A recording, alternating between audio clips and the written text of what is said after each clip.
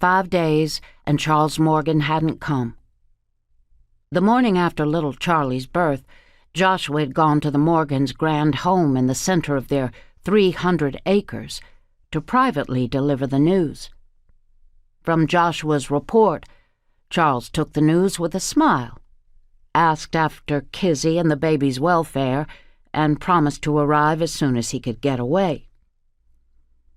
Of course, as the son of the prominent Morgan matriarch and heir to his father's property, Charles had responsibilities to attend to, so she shouldn't nurse any disappointment that he failed to arrive.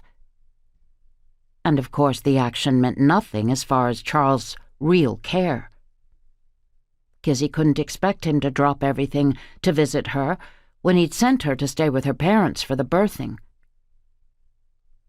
Kizzie stared at the sleeping baby, wrapped tightly in a sling against her chest, a sliver of hope still entwined with Charles' last words.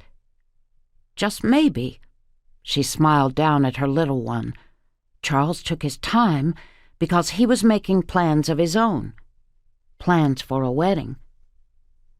The faintest wish, inspired by the few fairy tales her mama spun to her and her siblings, unraveled within her breast, much like the feeling she'd had the first time she'd seen Charles Morgan. He'd appeared in the doorway of his grand home, late afternoon sunlight at his back, and a laugh in his voice.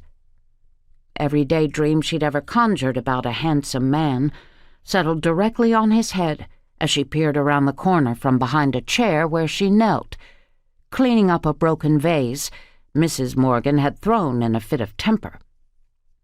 That woman lived with as much of an unpredictable nature as Kizzie's daddy, and Mrs. Morgan didn't even take whiskey.